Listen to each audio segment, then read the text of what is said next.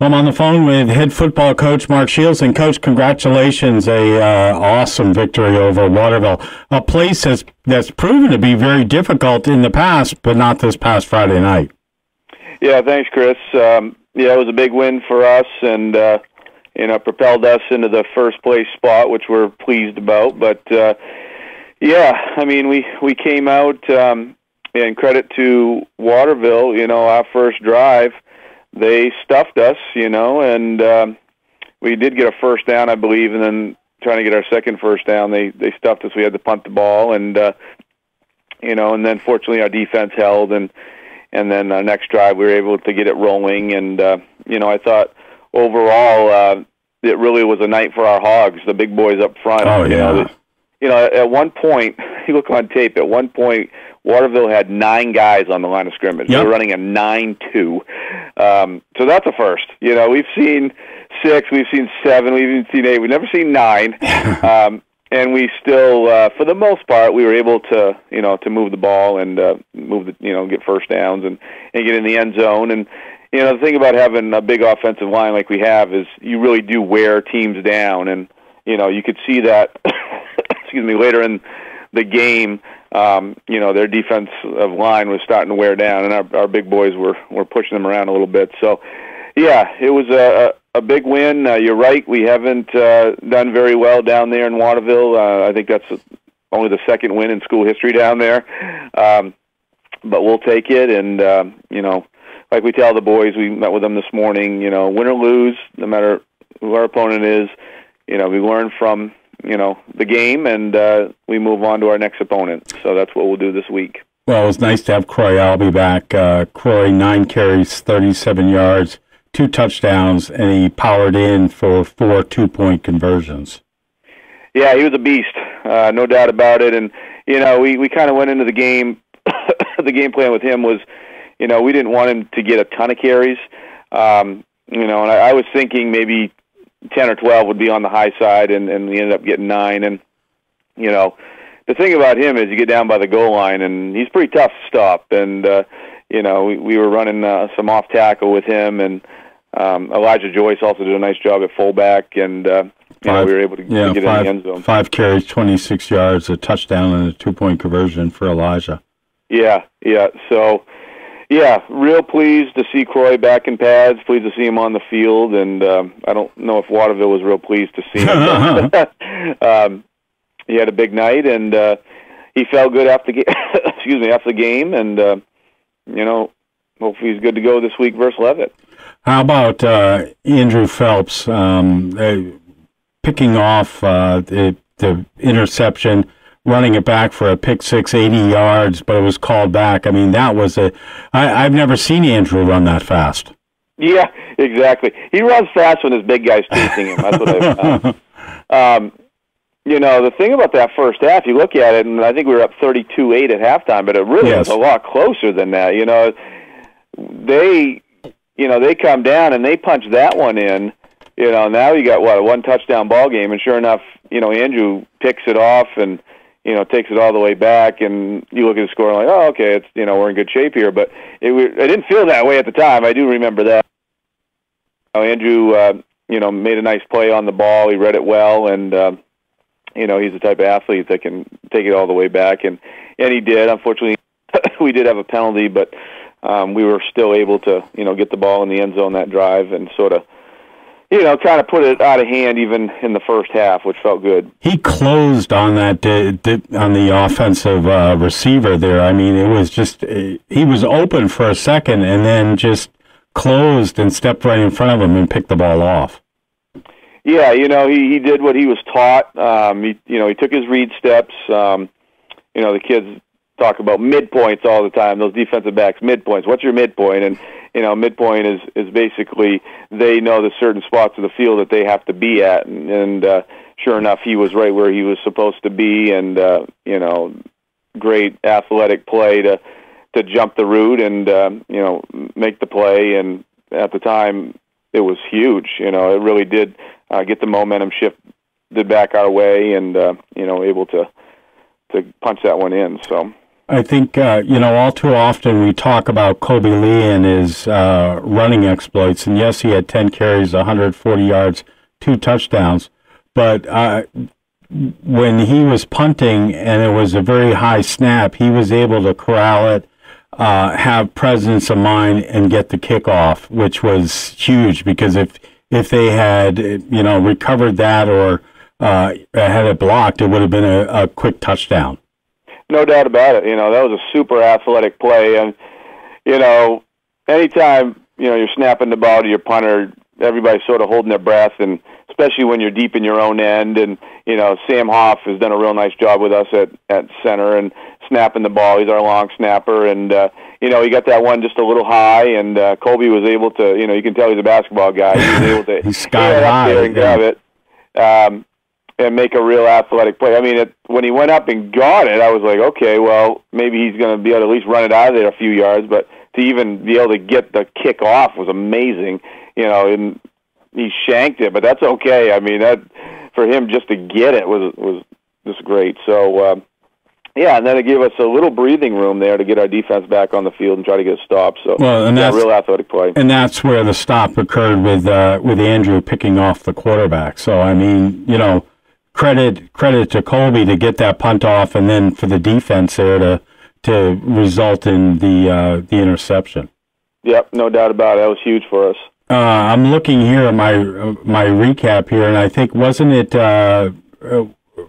Well, tell me, because I know I'm going to get it wrong. Who blocked the punt for MDI? Oh, that was Elijah Joyce. It was Elijah, right? Yep. And then to have the presence of mind to find the ball and be able to rumble down a good 25, 30 yards. Yeah, no doubt about it. He's a real athletic, tough kid. When I think of a football player, I think Elijah Joyce. He can do it on both sides of the ball and special teams. And sure enough, he gets a block on special teams, and he does the old scoop and score. Picks it up and goes for it. And that's what we teach our kids. We teach our kids, if the ball's on the ground and it's behind the line of scrimmage on, for the other team, and you feel like you can pick it up and run, go ahead and do so. That's going to be a huge play for us. We tell the kids that the ball's on the ground and it's on our side of the line of scrimmage. Most of the time we just want to get on it. But, he did the right thing. He picked it up, and he was headed to the house. He wanted to score a touchdown, and what a big play, huh? Yeah, he was tackled down at the 16. I just found it there. But, I mean, what I remember most about it was that the Waterville defender at that point was trying to punch the ball out. And Elijah's a running back because he was hanging on to that ball for dear life. Yeah, definitely. He's a guy that is accustomed to running with the football. And you're right, you see that sometimes, guys who are not used to running with the ball, and they'll get a turnover and start running, and that ball's not very well taken care of, and something you see it in the NFL. You see it, the guy coming from behind, and he'll punch that ball out because that guy's not taking care of it, not protecting it, and fortunately Elijah did. How about the pass? James McConomy, 80 yards to Abram Malloy. I mean, he just lofted it, and Abram caught it. And, I mean, this is a case where your reserves are in there, and they scored. Yep. Yeah, and, what a great ball that James threw. And, it's nice to know that we do have a kid that can come in, and play confident football. Nobody wants your starting quarterback to go down, and we surely don't. But it is nice to know that we have a guy that we feel confident in, that he's going to go in there and run the offense and make plays. He proved that against Waterville Friday night. And, yeah, it was a nice ball. Abram Malloy ran a nice pattern. He got off the line of scrimmage. They were jamming him, and he got off and got behind the linebacker, and James put it right in there. And James took a pretty good hit when he let go of it, but he did get it off, and Abram made a nice catch and took it down for a touchdown. It was a nice play. Well, finally home this coming Friday against undefeated Leavitt. This is going to be one of the games of the week, and we're lucky to have it on the air. Yeah, it's a pretty big one. You look at the standings, and here we sit 1, and they're 1 in the South, and we're trying to hang on to that number 1 seed, and they want to hang on to their number one seed, and just two really good football teams going at it. I mean, we've had plenty of time now to look on tape, and they're the real deal. They have big guys up front, they have athletes in the backfield, they have receivers that can catch, the quarterback throws. I mean, they do a lot. They want to spread you out offensively, and their quarterback, he can run and throw, and they're just a handful. They come out in so many different formations. It's a full-time job trying to figure out how to stop them. So defensively it's going to be a huge week. Offensively, for us, same thing. They got some big boys up front. They have some real strong linebackers. They have guys that can cover pass. They're not undefeated for no reason. Right. There's a reason why they're undefeated, and because they're good. And they are good, and they're very well coached. Mike Hathaway has been there a long time, and he has a couple goal balls under his belt. And those guys just know how to win games. That's the bottom line. And we're going to have to play our best football if we want to hang with this club. If we don't, it's going to be a long night for the Trojans, and we're probably going to be disappointed on our homecoming because this team is real. And for us, we talked to the kids today. No matter who our opponent is, we got to get better every week, and that's what we'll work on this week in practice, getting better, and come out Friday night and give it the Leavitt Hornets everything we have. This is a statement game. You could sit there and you can talk to the kids and things like that, but this is the statement game that says yes, MDI is number one if they win, and yes, we can play with the South and we can beat the South best that they're going to bring up to the island. Yeah, no doubt about it. And we talked to the kids about that. The South, since we went over to this new crossover system, has been putting it to the North pretty good. I think the North, up until last Friday night, had only won 3 games in the crossover. So, it would be nice for us you're right, to come out and make a good showing and show the state that, we can compete with the best in the South. And, we'll find out. Hopefully we can. And hopefully we're not disappointed. And, but I think the kids are, they're excited for the opportunity. They know it's, a big game, and it's their homecoming and against a real tough opponent. And, I know they're going to have a great week of practice, and I know they'll be ready to play Friday night. This could be a preview of a goal ball game. Well, let's not get ahead of ourselves here, Chris. Wow. Oh, man. Let's pressure. Call it what it is. Homecoming special. I know the cheerleaders they're getting alumni cheerleaders to come out.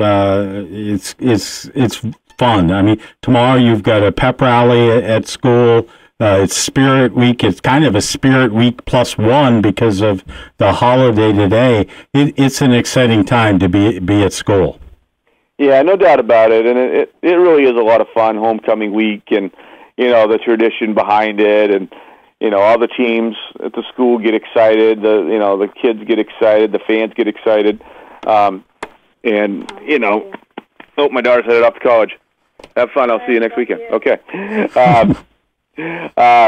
So yeah, there's always a buzz around the school, and I know they're going to do a pep rally tomorrow. Some of the guys are going to be with the cheerleaders tomorrow, including a guy named Gilbert Isaac, who is a big guy. I can't think, they're going to be throwing him around too much, the cheerleaders. Gilbert is not going to be a flyer. We can be assured of that. I'm thinking that. He might be more of a base kind of guy. There's some of the guys, they stayed out to practice today with the cheerleaders, and they're setting up some sort of routine for tomorrow's pep rally, so this ought to be interesting. Yeah, it's just a lot of fun, and the community gets excited, and it's really great to be part of it. It really is, and every community that has a homecoming understands how much fun it is, and of course you have the dance after. But we talked to the kids today. It's like our focus as football coaches isn't so much the dance and what you're wearing and where you're going to dinner or anything like that. Our focus will be, trying to win this football game. And the guys, they know that, and, they take that stuff seriously. So, well, last year was special. This year is setting itself up to be a special season. And you've got to try and get everybody focused on the same page. And, remember there's conduct on and off the field, and that impacts, players being able to play. Yeah, I mean, no doubt about it. They have to be smart, because we've seen that before too. Yes. Where players can be removed from teams, and and win or lose, we don't want anything bad to happen, the next night, Saturday night, the dance and other festivities, and so the guys really have to make, good decisions, and, and the biggest thing is to keep themselves safe, them and their friends, and, that's the main goal, of course, and, but secondly, we don't want anybody, being removed from the team, and, you just don't need that kind of distraction for sure. That's a great point, Chris. The Mike Shears, you'd love to have just the stands packed and ringing around the fence, and you really need to have that 12th man out on the field, and the fans can provide that noise. Yeah, no doubt about it. So once again, thank you for your continued support. I thought once again we had a decent crowd down at Waterville. That was a long ride. We had, the stands are packed. But if we can get a good crowd out Friday night for homecoming versus Leavitt, I think you're going to see a great football game. I really do. Two really good football teams going at it. But yeah, the more people we have, the more excited our kids get, and and they feel that energy in the stands, and it's just awesome. And yeah, it's just a lot of fun to be part of, and hope that people can come out and be part of that fun, and go Trojans. All right, Coach, we'll talk to you on Friday. Have a good week of practice. All right, Chris, thank you.